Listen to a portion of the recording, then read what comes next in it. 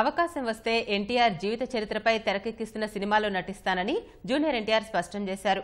రాజమౌళి తెరకెక్కిస్తున్న చిత్రంలో రామ్ చరణ్ తన మధ్య పోటీ ఆరోగ్యకరంగా ఉంటుందని తారక్ చెప్పారు. ఐపీఎల్ మ్యాచ్ల తెలుగు ప్రచారకర్తగా ఎంపికైన జూనియర్ ఎన్టీఆర్ ఆట కూడా ఒక భాషే అని అభిప్రాయపడ్డారు. ఐపీఎల్ మ్యాచ్లకు తెలుగులో వ్యాఖ్యానించే ప్రతిపాదన వస్తే పరిశీలిస్తానని చెప్పారు.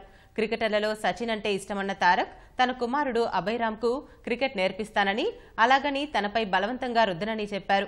సింహాద్రి సినిమా విజయం తొలి సిక్స్ కొట్టినంత ఆనందాన్ని ఇచ్చిందని తెలిపారు. క్రికెటర్ల జీవితాల ఆధారంగా తెరకెక్కే చిత్రాల్లో నటించే సాహసం చేయబోనని ఎన్టీఆర్ చెప్పారు. టీవీలో వస్తే చాలు కదరా, తెలుగులో ఏంటి స్పెషల్? తెలుగులో అయితే ఏంటా, కారం లేని కోడి, ఉల్లిపాయ లేని పకోడి, పెట్రోల్ లేని గాడి, మీసాలు లేని రౌడీ, పరిగెత్తడం రాని కేడి, ఆవకాయ లేని జాడి, ఆట లేని బడి, అమ్మ ప్రేమ లేని బడి.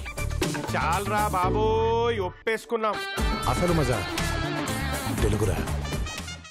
రాజమౌళి గారు ఇంకా కథ మాకు పూర్తిగా చెప్పలేదు, సో మమ్మల్ని రెడీ అవ్వమన్నారు. ఆయనే ఏదో రోజు ప్లాన్ చేసి ఒక సందర్భం ఆయనే చెప్తారు. ఆ రోజు మేము కూడా తలకాయలు ఊపుతామండి.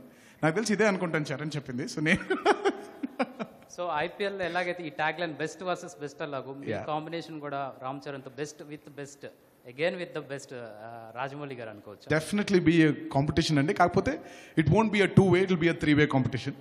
అటు ఒకవైపు మాకు రాజమౌళి గారు కూడా ఉన్నారు కాబట్టి సో నువ్వా నేనా అన్నట్టుగా తప్పకుండా ఉంటుంది. కాకపోతే చాలా హెల్తీగా ఉంటుంది. I will definitely always encourage healthy competition. Senior NTR గారి బయోపిక్ రాబోతుంది కదా, దాంట్లో మీరు చేయబోతున్నారా?